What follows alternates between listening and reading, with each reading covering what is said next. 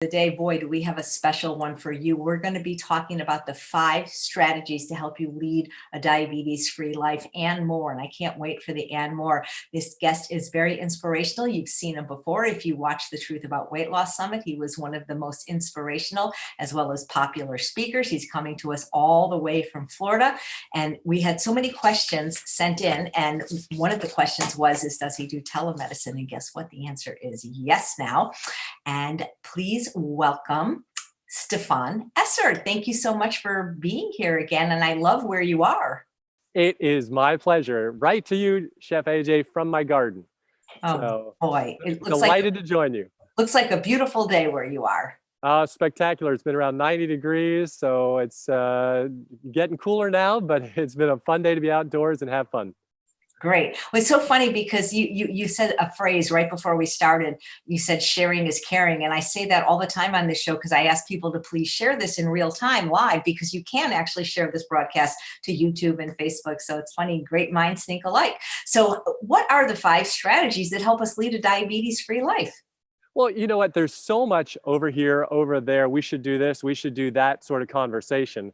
And obviously coming out of Harvard and Mayo, liking science myself, I thought a great place to start our conversation was to actually look at some of the data. And as I went through and mined the data, there's so many awesome studies on the prevention and reversal of type 2 diabetes in particular, which is 95% of diabetes. And that's really we'll be spending our time today. Well, one of the sort of awesome studies that was published a couple of years ago is called the Finnish Diabetes Prevention Program Trial. And this study took a bunch of people who are obese, who are at high risk, because remember, if you're overweight, you increase that risk of type 2 diabetes by 300%. And if you're obese, you increase the risk by 900%. And so these people were above the age of 45, they were obese, so they had metabolic syndrome, so they were at risk of tipping over, falling off the cliff, if you will, into type 2 diabetes. And what these researchers did is they said, well, let's follow these people and let's make certain recommendations, follow how well they apply them to their life, and see what happens to the risk of type 2 diabetes. And so this study initially was about 2.5 years, was then extended about 8 years, and the outcomes were awesome. And so I figured that would be a great place for us to start today in talking about this. And we'll break in and out of the data to have fun together, because that's why I love spending time with you, Chef AJ, to have fun. And hopefully your viewers will get some great information that is scientifically based for living a diabetes-free life. Well, that sounds good to me, because I'm sure everybody that has diabetes would like to get rid of it, and everybody that doesn't have it would sure like to avoid it. Yeah. Shall we jump right into the PowerPoint? Absolutely. This is so cool that technology. Doctors can now actually give their presentations live. Yeah. So this would have been the weekend of our big conference, which obviously got canceled. I know it. Oh, wait, I got to get back out of that. We just talked about that.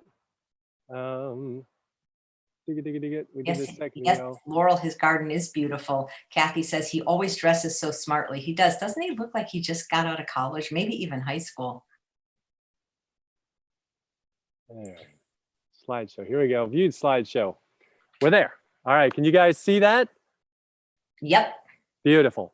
So let's jump right in. Okay. Here is the reality. You do not want type 2 diabetes because it's a nasty disease. You know, all these ads you often see for drugs for diabetes, it's like happy people running through the flowers, and it's like, that is not diabetes. So take a look, just one slide here, right? Type 2 diabetes, A, is a nasty disease. B, the complications related. It increases your risk of heart disease 2 to 6 times, your stroke risk 2 to 6 times. And in addition, it is the #1 cause of blindness, kidney failure, neuropathy, and 60% of all amputations in America are purely due to type 2 diabetes. So this is a nasty, nasty disease. I remember so well a patient I saw the other day, a couple of years ago now, and I said, look, we've got to get you healthy. But he was not ready. He was not in the right place. And I saw him 2 years later, and now his entire leg was cut off, right? Because his diabetes was so under controlled, he'd got nasty infections in the limb and now had it amputated. We don't want that for you, not to mention on and on the different disease processes. So today we're going to identify 5 science-based diabetes prevention strategies so you can apply them to your life and you can stay healthy with no diabetes. And if you have diabetes, you can use these same strategies to help reverse it. So here was the study I quoted, that Finnish diabetes prevention trial. You can see about 500 people, average age of 55, BMI in the obesity category, and they were either randomized to standard of care or to individualized lifestyle counseling. It was almost like they had Chef AJ coming to visit. So average follow-up 3 years, then it went all the way to 8 years when they extended the study because the outcomes were so great. And what happened, those in the lifestyle group reduced the risk of diabetes by 60%. However, they broke the data up even further like this. This is what we call a success score. So success was being diabetes free. And they found that if people achieved all 5 of the recommended goals, which we're going to go over, their risk of diabetes went to essentially 0. Now that is awesome because the 5 simple things I'm going to talk to you about today can allow you to say, well, do I want to reduce my risk a little bit, a lot, or radically? And I would encourage you, just like Chef AJ does, make it radical. Don't get anywhere near the cliff of diabetes. You want no part of it. So we want to shoot for achieving all 5 of these at least. What are they? Number 1, achieve more than 5% of total weight loss. That was one of the goals that they set for this group of people. Now, that's a very reasonable number, I think, right? What about you, Chef AJ? You think that 5% goal? I think it's reasonable, and I think for most people it's going to be doable. I love it. So that should be a goal that we strive to achieve. Why? Well, remember, not only is that extra weight increasing risk of diabetes, but all of these other diseases that you do not want. So the beauty of Chef AJ's approach, my approach as well, is what? That when you make these changes in lifestyle, you reduce your risk of all of these diseases, not just 1, not just 2. Next, fat intake. We want total fat. That was in this study. Their goal was total fat less than 30% of daily calories of total fat consumption. Now, it's interesting because if you look at Ornish, you look at Esselstyn, McDougall, Pritikin, Rice Diet, China study, my program that I recommend to people, it's on average less than 10 or 15% of total calories from fat. And so if you're going with that pure plant-based approach that's based in the data, right, you're going to be achieving that less than 30% very easily. Chef AJ, what do you recommend to people? When you talk to them about this? Well, if they're trying to lose weight, I say at least at the beginning, no added fat, because if they have fat on their body, they're not going to become fatty acid deficient in the time that they're trying to lose weight. They can have a tablespoon of flax or chia. I've never seen the low fat approach not work for anyone. And, you know, I'm blown away that I had no idea that the rice diet was less than 2% from fat. And his results were unbelievable. He got people down really, really lean and completely reversed their diabetes. It's amazing to me that it was that low. Right. Beautiful stuff. Because for those of you who may have watched my diabetes talk the other night, right, what you saw was that fat essentially coats the glucose receptors on your cells and makes them less functional. So that makes you insulin resistant. So that's why this low fat approach is so powerful. So you've got to decide, do you want pretty good health? Do you want prevention? Do you want reversal? Do you want excellent health? And again, the study, right, was less than 30%, but I would argue that that's middle of the road, and yet it was still very successful. So this is where, hey, let's drop out of this for a minute. And I just want to, I want you to, Chef AJ. So, you know, here is this little simple thing, right? So this is a little cup right here. You can see this tiny little amount. This is a reminder to people. This is 1 tablespoon of oil, right? And so it's this tiny little amount. And yet that same, you know, the calorie content of 5 medium-sized tomatoes, right, is equal to that 1 tablespoon of olive oil. So 5 medium-sized tablespoons. You know, you would never walk into the restaurant and say, hey, give me 5 medium tomatoes, and then I'll eat those, and then I'm going to order my main course. I mean, people be like, yeah, no, obviously not. But yet the oil, people go into, you know, these Italian restaurants, dip the little refined bread right into several tablespoons of olive oil, and then order another huge plate of something bathed in olive oil.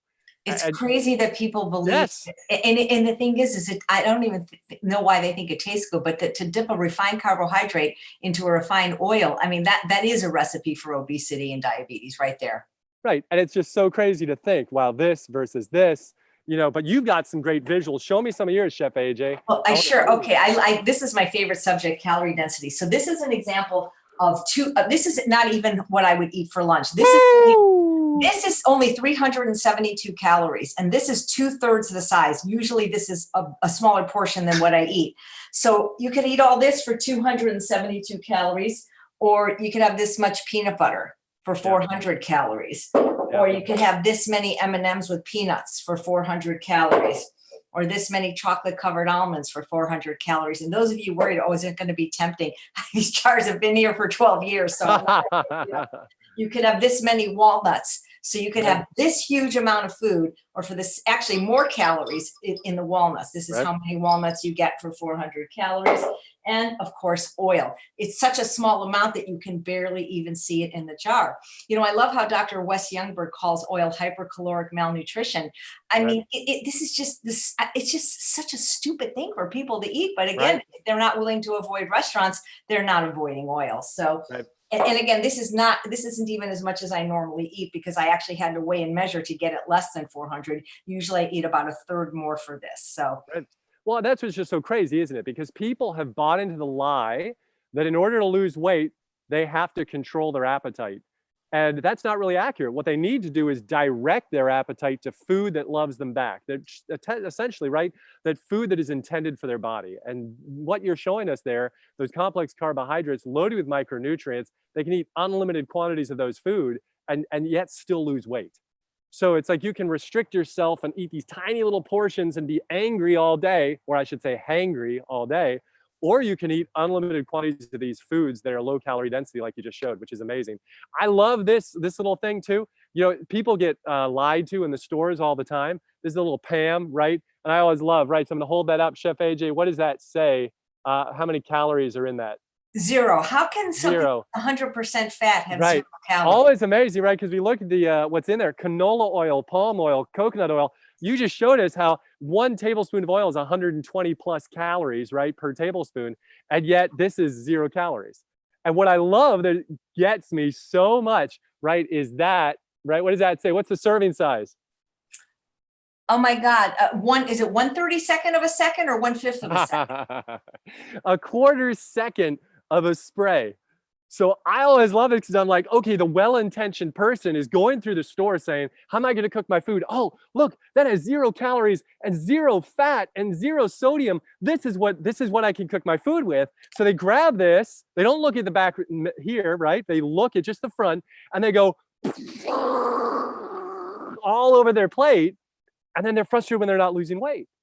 But what they failed to look at was the serving size. And this is where it blows my mind that it's even legal for them to say a serving size is 1/4 of a second. Because ready, everybody? Here we go. 1, 2, 3. Here's your serving size. And boop, there it was. And that was all you got. And so if you reduce your serving size small enough, the federal government allows you to say it has 0 of anything in it, even if they know people are not going to use it that way. So that's where it's so crucial. Maybe one day, Chef AJ, you and I get together and just do a fun like label reading thing back and forth, our craziest labels, and help people walk through it. Because if you don't know, if you're going to shop in the store and eat stuff that comes in boxes, bags, and cans, you've got to know how to actually read the labels to not get in too much trouble. And that's why my favorite place to get your food is in the pharmacy, right here, right? So where it is simple, minimally processed whole foods that come wrapped in their own skins, right? It's so crazy that that they're allowed to do that. You're right. I mean, you know, PCRM goes after all these agencies. Why not go after the labeling agencies? Because it really is a scam. Because 1/4 of a second, you can't even measure 1/4 of a second. No, of course not. Yeah. What are you gonna do? Yes. All right. Well, let's get back to our talk. So we were talking about that 30% of total calories, less than 30% of total calories from fat we were looking for. But as we said, if you're doing the full plant-based approach, that's very straightforward. And so you want to go for the least oil possible, if any at all, not only for your weight, but also for your heart, for your blood vessel health, and a host of other reasons. So let's move on. Saturated fat. In this study, they wanted your saturated fat to be less than 10% of your total calories. So this was the 3rd goal that they had for the success scores for folks. Next, they wanted fiber intake, more than 15 grams of fiber per 1,000 kilocalories. That's what they were shooting for. Now, interesting, when you look in the US in 2014, some of the more recent data, On average, people only got 16 grams for their entire day, even though the average calorie consumption was 2,000 plus. So obviously they were failing miserably, getting more like 8 grams or 7 or 6 per sort of 1,000 calories. So not achieving what the recommended was. Why? Well, when you look at what Americans eat, we know why. If you look, less than 8% of all calories come from fruits and vegetables. This is a USDA slide. And so when we look at that, you want to remember fiber is only in plant-based matter. This is where it cracks me up to think about this, that so many people have bought in to this, I need to go to the store and buy fiber in a can. And the reality is what happened, right? These companies have processed the food, pulled all the fiber out, and then they resell it to you. So they double hit you on the price, right? They sell you a product that is fiber poor, deficient in micronutrients, and then they sell you back the fiber because you're chronically constipated and you're getting hemorrhoids. What's the answer, my friends? Chef AJ, what's the answer? Eat plants. Bam, there we go. So, it's like, come on, people, don't get sucked into the lies.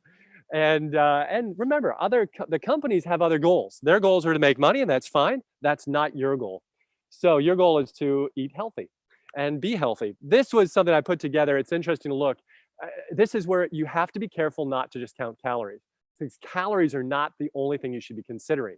So if a person goes to Chick-fil-A for a breakfast burrito, Wendy's for a chicken salad, Chipotle for a beef burrito, what do you notice?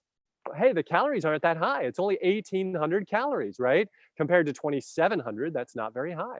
Yet look at that fat, right? You're getting more than 40% of total calories from fat, and you're only getting that 13 grams of fiber per 1,000.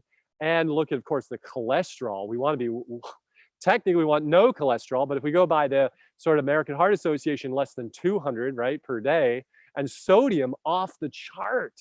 So valuable to look at that. Any other little takeaways you want people to take away on that slide, Chef AJ?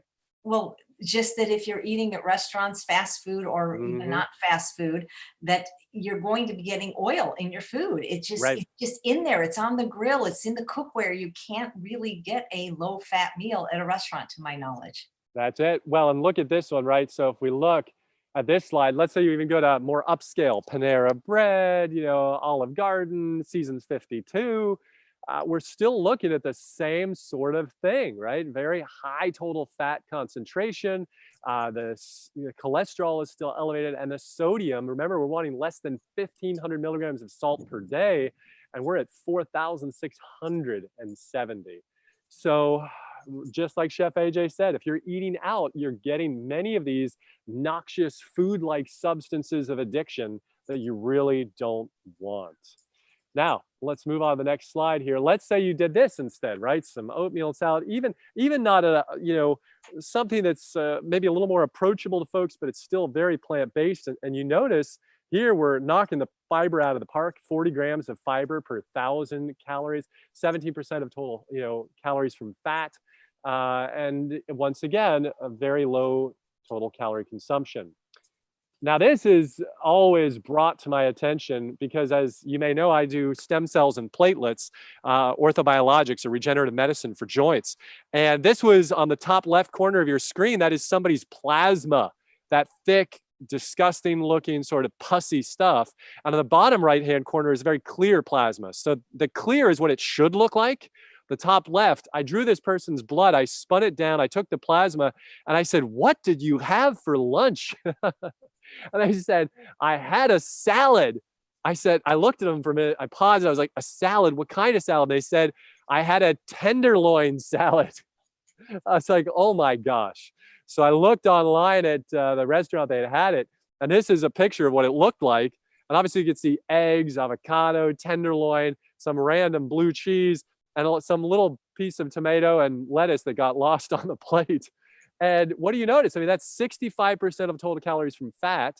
And, this poor person was running thick diesel fuel through their bloodstream. And again, you do that day in and day out. What are you doing? You're coating your glucose receptors. You are making them insulin insensitive.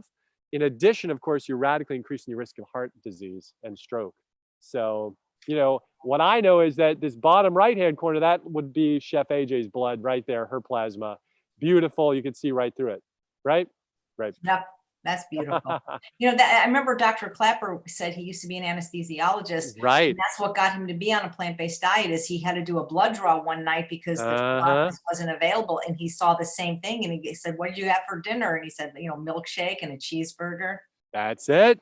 That's it. You know, and people just don't recognize that. I mean, I did a funny little skit the other day on my Instagram, Esser Health, where I was, by a gas station and I was, considering, do I put unleaded in my car or do I put diesel, even if I know it's meant for unleaded? And the reality is our bodies are intended for unleaded fuel, right? For excellent, clean, the best possible, right? That we can get into them.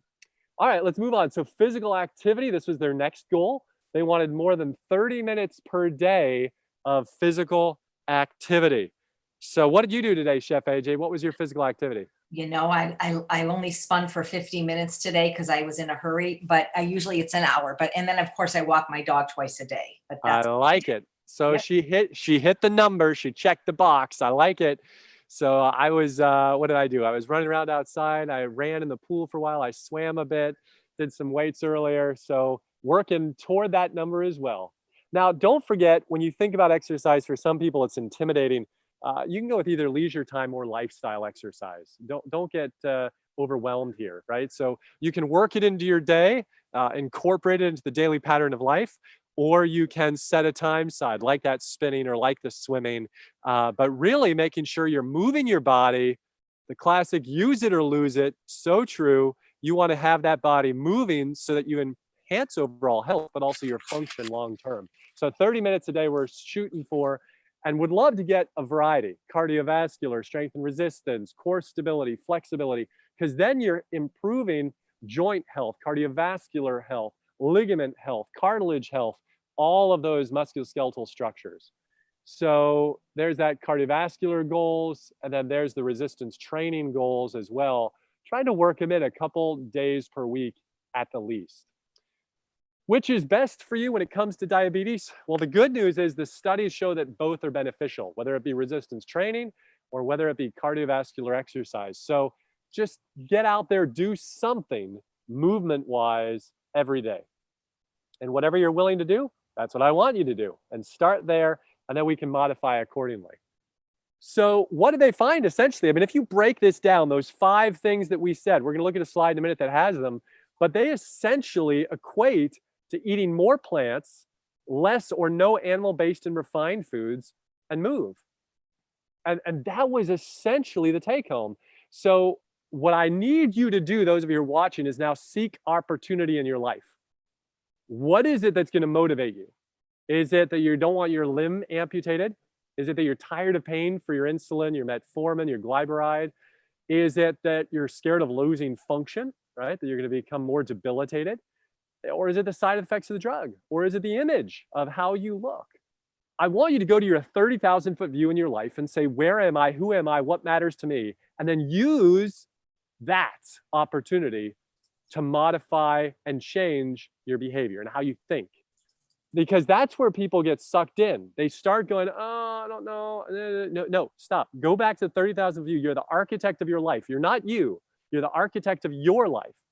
And you've got to make kind of this outline of how you're going to live your life and for what goals, et cetera. But don't wait. That's the mistake. Don't wait. Today's the day. If you're not ready to go 100% with what Chef AJ and I are saying, well, at least add more of the rainbow. And remember, that's what this Finnish diabetes prevention program trial said. It said more of these things. Here they are, right? All 5 of them right here. Lose more than 5% of total body weight, eat less than 30% of total calories from fat, eat less than 10% of total calories from saturated fat, eat more than 15 grams of fiber per 1,000 calories, and get moving. I think that's doable.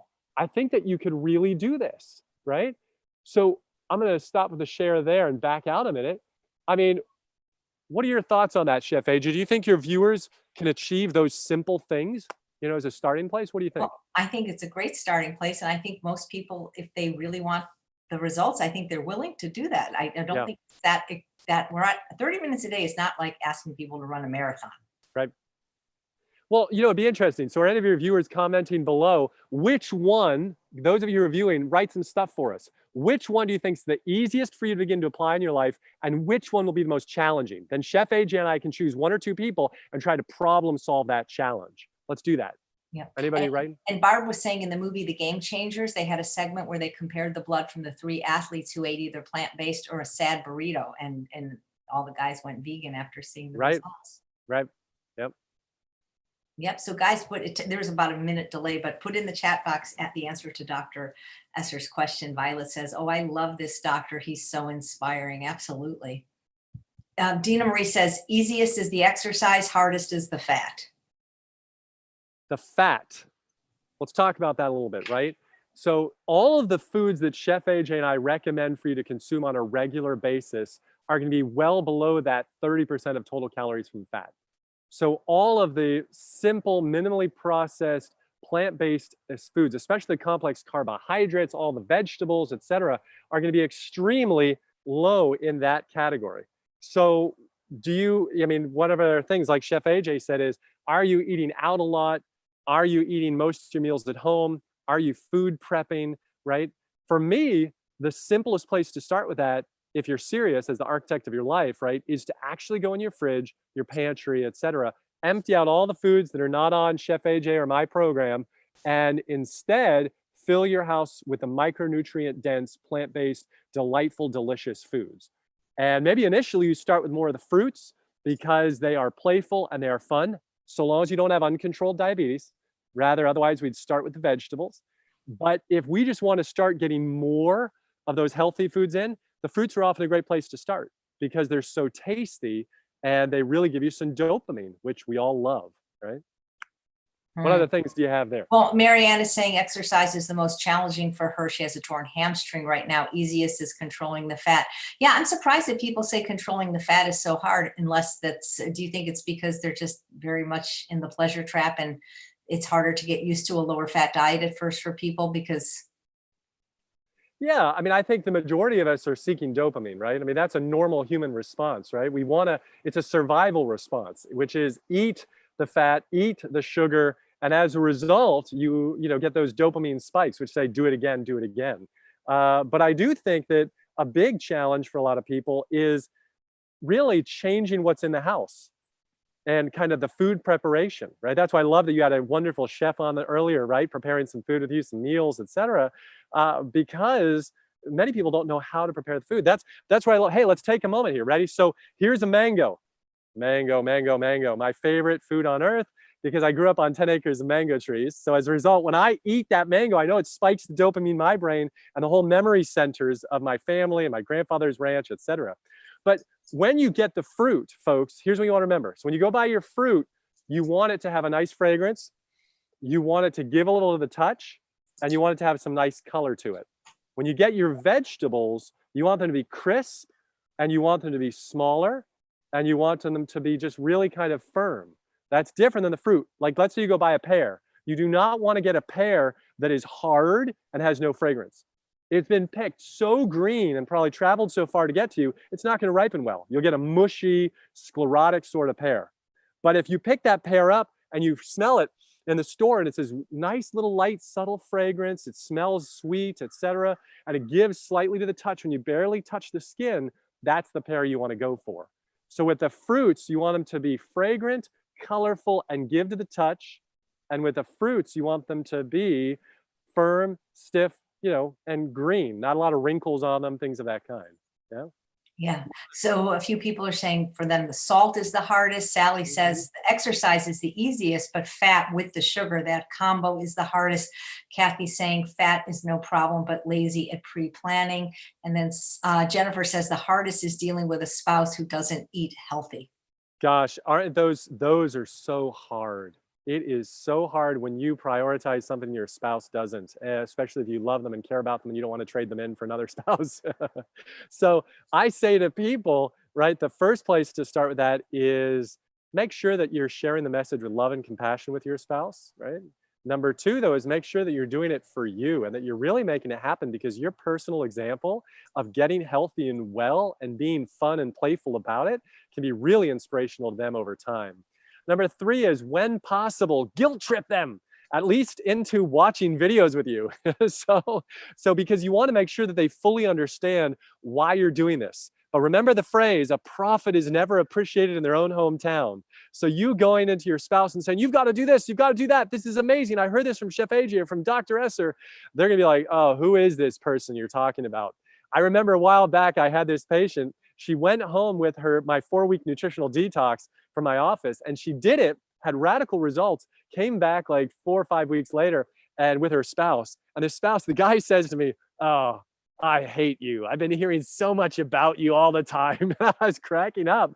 And he's like, but she finally sucked me in, and I'm eating more of this too, and I do feel better. But you want to remember you're you know, sharing this in love and compassion and playfulness is important, but also bringing the movies, the films, the books in so that they can learn on their own and be inspired, right? So that maybe they'll join you, but not every spouse will. So we've got to, tread there with love and make it fun and playful for them as well. Yeah, not dictatorial, right? Not like me, my way or the highway, huh?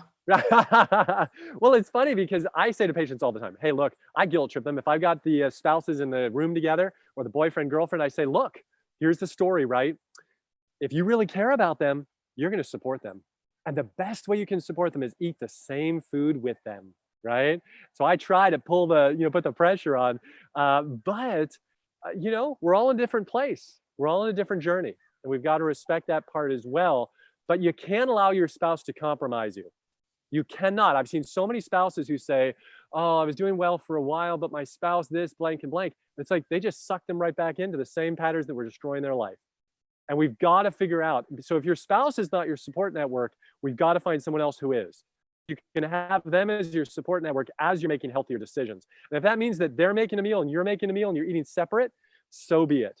Because you cannot allow your health to be compromised by someone else's anti-science mentality, right? Or their own personal continued addiction. Just like if you were smoking crack and your significant other is smoking crack, and if you're ready to quit crack, you need to quit crack. Don't keep smoking crack just because they are, all right? Do not let your life be destroyed by their addictions that are still ongoing. Because you need to be that example to them too, right? You quit the crack, all of a sudden they're like, well, if she could do it or he could do it, maybe I can do it too.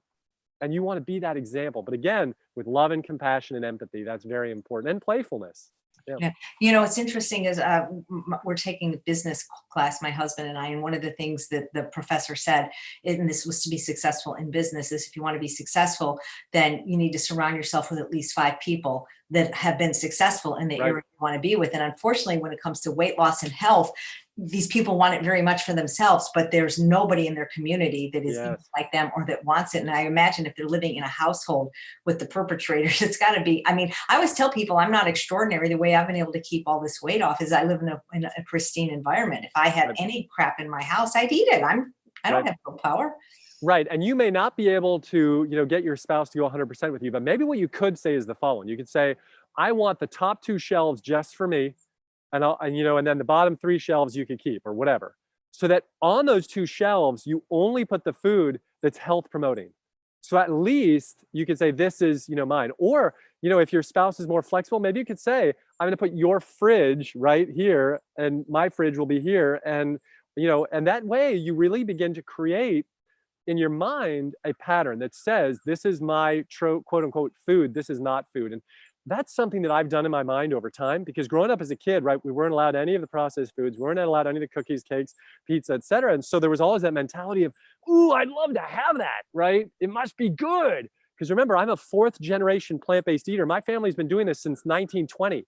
This is not something new for us. So when I got out of, high school and into college and things like that, it was like, I still remember I went to college and there was unlimited yogurt at the yogurt machine. So I was like, what? Oh my gosh, let me go in there, 4 yogurts after each meal.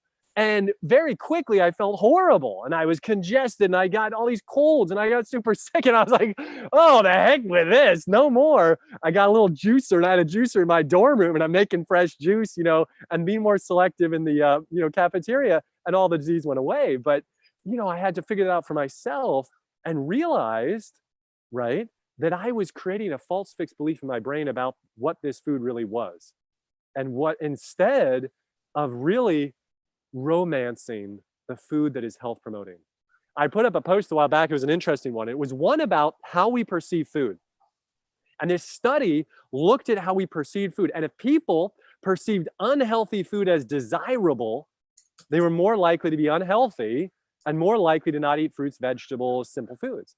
But if instead they just saw this unhealthy food as just kind of, whatever, they were more likely to eat fruits, vegetables, etc. So this is where you can begin to change what's going on here.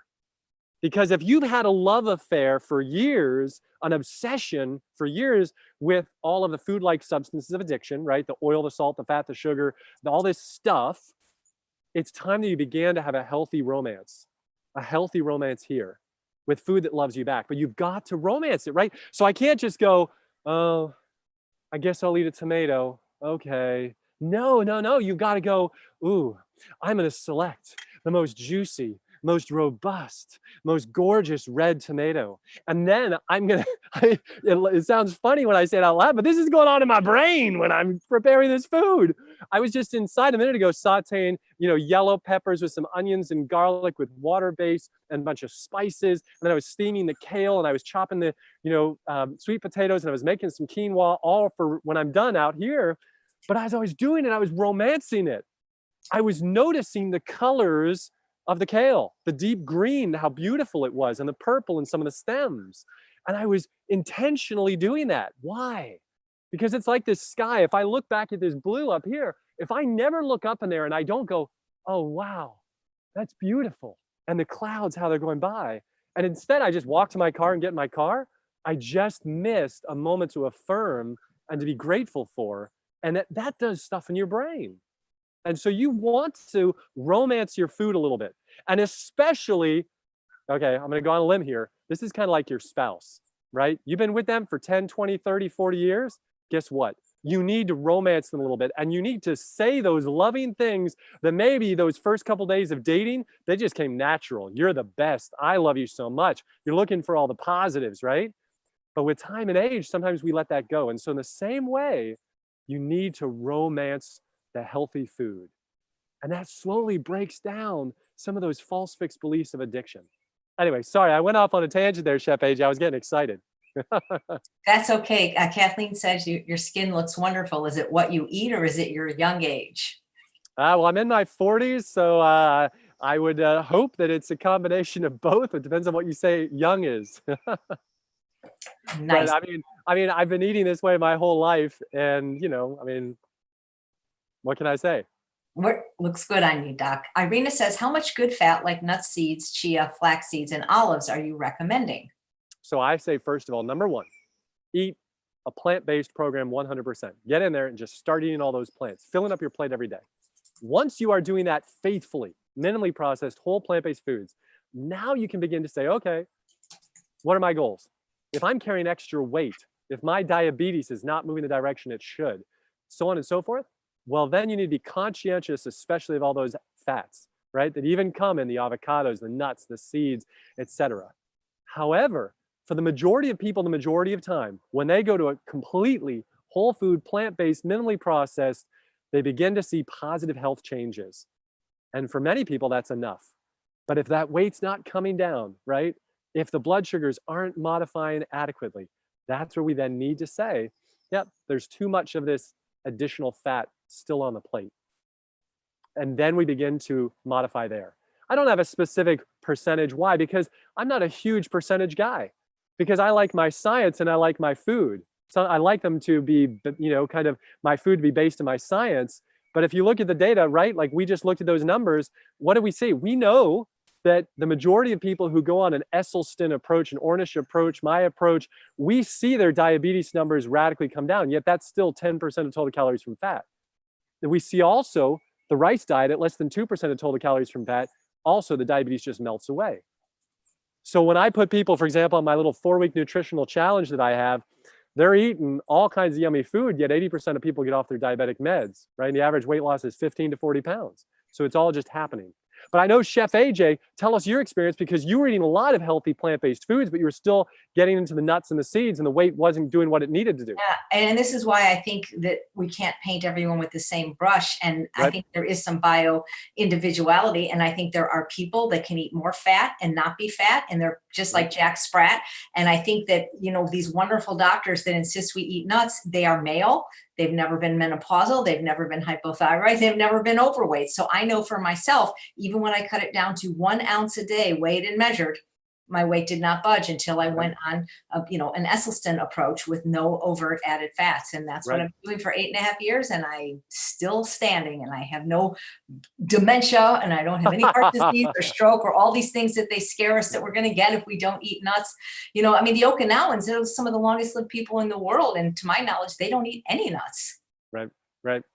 No, absolutely. And so again, I think what you said is so crucial. There is the bio-individuality, and that each of us, right, we break stuff down in a unique way. And but again, if you're holding on to that extra weight, it's telling you something right there. And I think so. I have people all the time. They go on my 4-week challenge, and they come back and they'll say, "Well, I did it 100%, but I'm not losing the amount of weight I want." And I go, "Well, tell me more." And sure enough, it's either they added a couple tablespoons of oil every day, or they're eating nuts and seeds, or several avocados per day. And that's not what you want. Not only for the weight, you want to remember here too, as you're increasing those fats, you also increase endothelial injury potentially, right? And increase, but most people have eaten the standard American diet for decades. So you've already got heart disease. So the reality is you've got to really make aggressive changes if you want to reverse that heart disease. That's really important to kind of remember.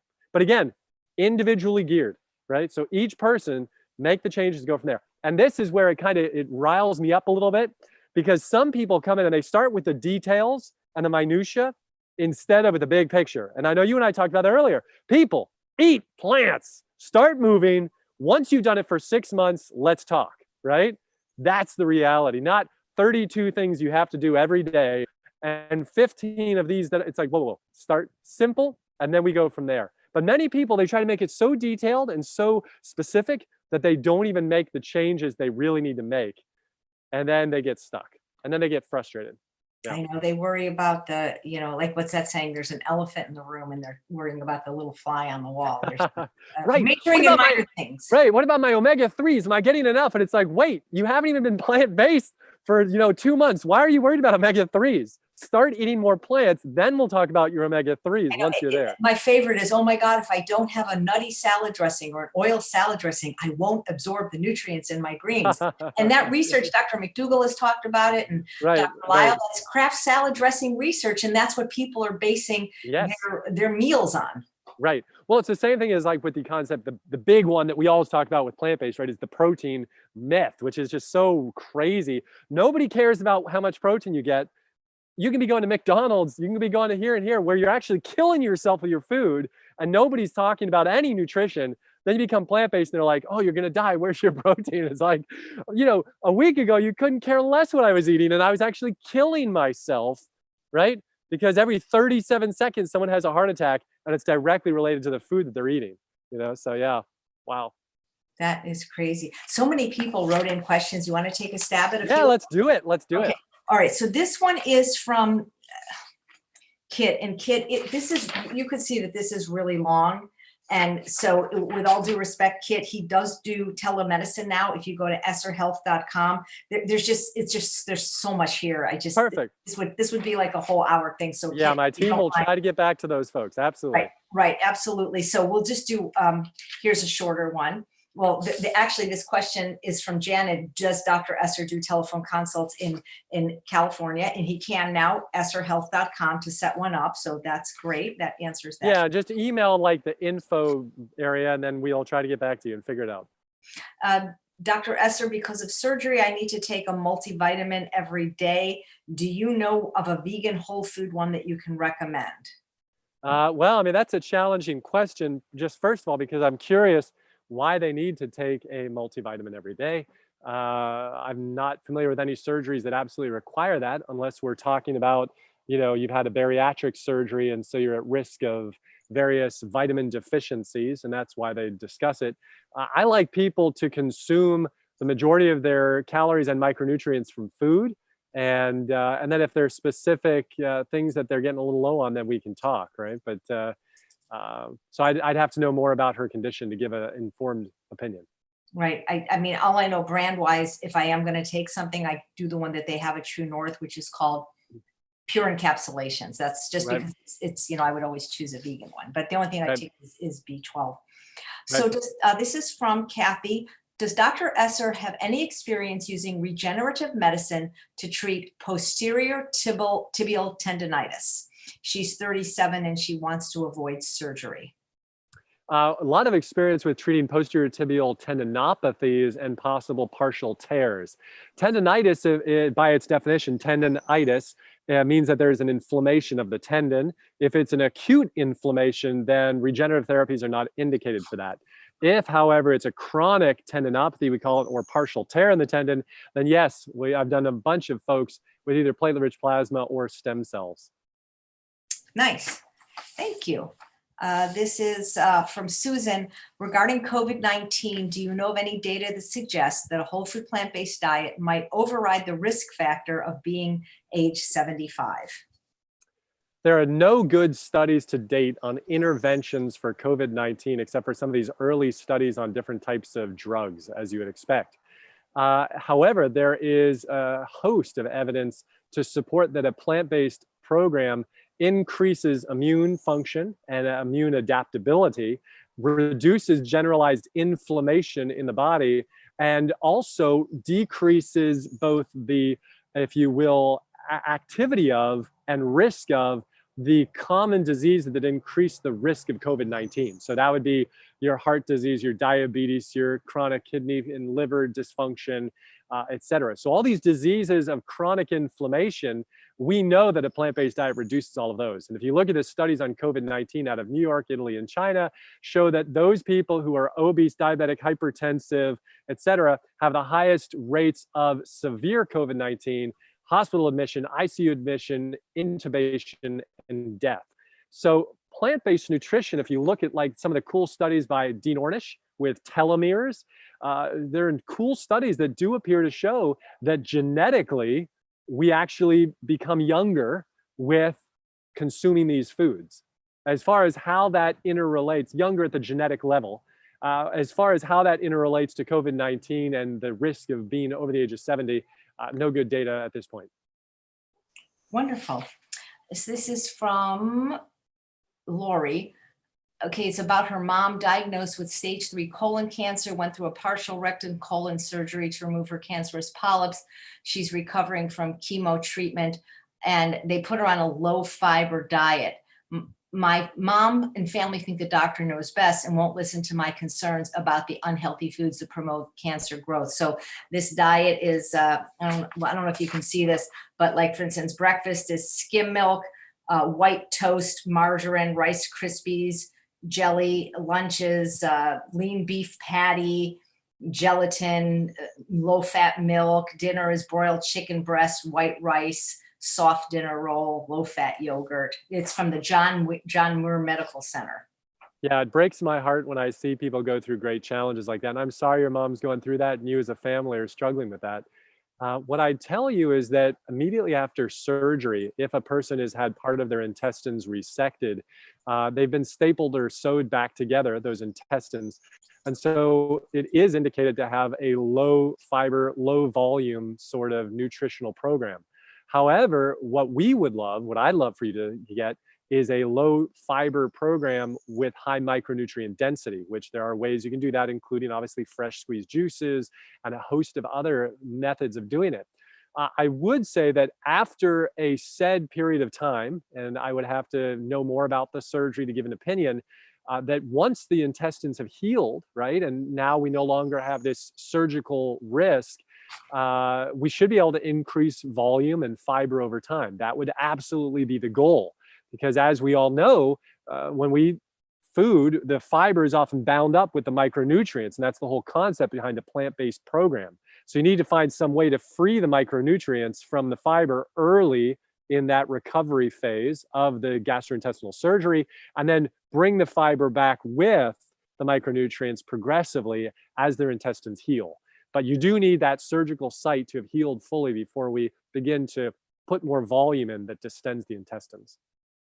Nice. Thank you. Sounds like you need a good nutritionist to talk with you and guide you through that process, right? Maybe somebody, even maybe there is somebody at that center who you could talk with and say what the goals are, and are there ways that you can begin to integrate more in there? Terrific. So this very long question from Kit, one of the things I'm noticing in it is basically asking what your recommendation of vitamin D is for your patients, because she was told that she needs to get hers up because she's having an implant in the jawbone, but she wants to fast, but she doesn't want to fast on supplements. It's kind of complicated, but the vitamin D question is a good one. Do you try to raise those to a certain number in your patients? It really just depends on the risks of the individual. And the first thing I like to do is know what that vitamin D level is. And obviously, if their vitamin D is like 10, right, some extraordinarily low level, I don't like that. I don't think that that's ideal for bone health and for overall health. Because remember, vitamin D is not truly a vitamin, is it? It's a neurohormone, right, that's produced in our body in response to sun exposure, et cetera. So I do like to see it up higher. I don't have a one number fits all. But it depends on, like, if they have an active fracture, if they're about to go in for a major surgery, if they have multiple risk of osteoporosis, I might like to see it higher. But I like to start with natural methods first, right? Getting some good sun exposure, 15, 20 minutes when the sun is above 45 degrees of the horizon, getting on your chest, arms, and legs. And then based on response, going from there with regards to supplementation needs, et cetera. That's great. Kirsten says, do you have any opinions on running barefoot versus using orthotics? My opinion is based on the science, which would say, A, don't make any big changes suddenly. So the classic, avoid too far, too fast, too soon. If you're going to go barefoot running, you should have a good, healthy arch in your foot. You should have good, strong lateral hips and good, strong quads, because as you strike the ground strikes you back. It's called a ground reaction force. So your body needs to be able to absorb that force through the muscles, not necessarily through the bones. So people get in trouble when they go from a shoe running to barefoot running when they go 100% very quickly. So if you're going to do it, you want to go slowly, build up little by little, and ideally not be running just on asphalt. You want to remember most of the tribal people who showed such great results with barefoot running, they're running on soft, various textured surfaces, not just on asphalt. So go slow, increase little by little if you want to do that, and then just see how you're going, right? But you need to make sure your intrinsics, the foot muscles inside the foot, are nice and strong so they can support the bones, et cetera. But I see people get stress fractures where they go from shoe running to barefoot running all at once, and just increase their volume too quickly. That makes sense. One of the fun questions we ask all our guests these days is there anything great that you've been reading or maybe watching on Netflix well, maybe you're not sheltering, because in Florida, I don't think you're sheltering right now. Yeah, we're no longer restricted. Obviously, as a physician too, I was never restricted. We were out kind of seeing patients full time. As far as, so actually, that's a good question you bring up. So years ago, we had a television, and what happened is I found myself sitting in front of the television going meh, meh, meh, channel after channel in the evenings. And I did nothing to improve myself, nothing to improve the world, and it would just rob me of time and energy just sitting there. And also made me unsatisfied, because I'd sit there seeing all these ads for fancy things or cool this or that. And I'd be like, oh man, what about my life? I want to live that. And my wife and I had a big conversation because she felt the same way. We said, you know what? Let's get rid of the television. It's just absorbing us. It's sucking out our life.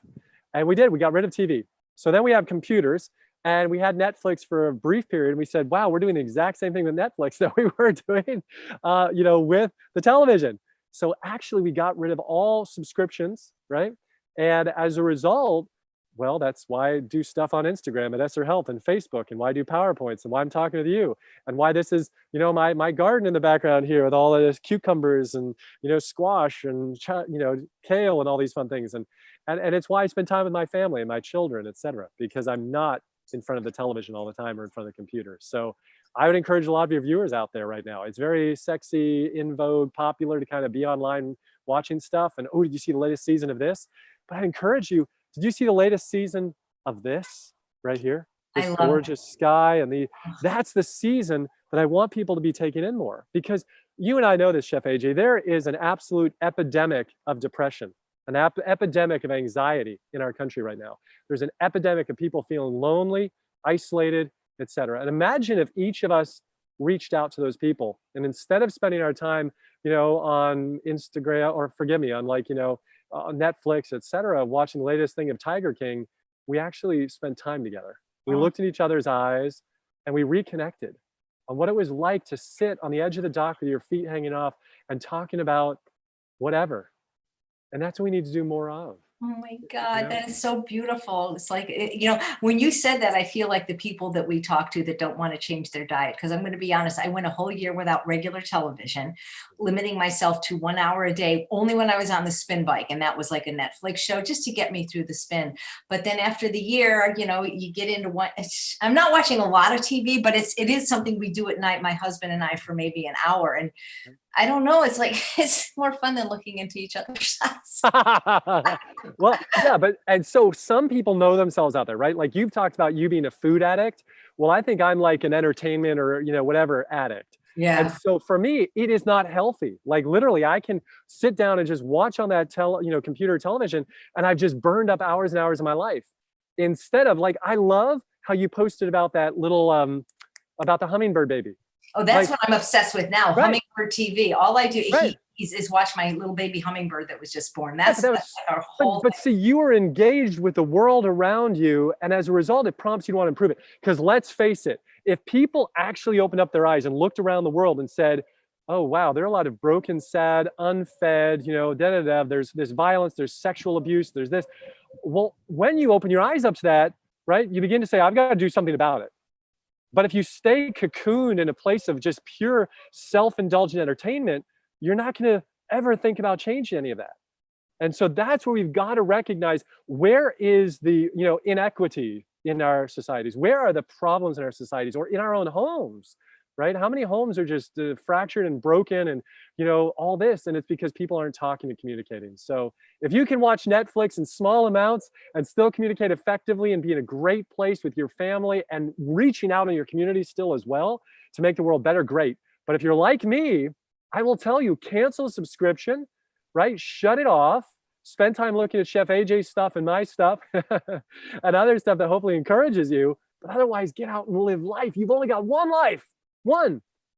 And whether you watched Tiger King or not will not radically influence the quality of it long term, nor the good of the people around you. That's what's so essential. Because, I have a simple goal in life, and I want to leave the world a better place. That's it.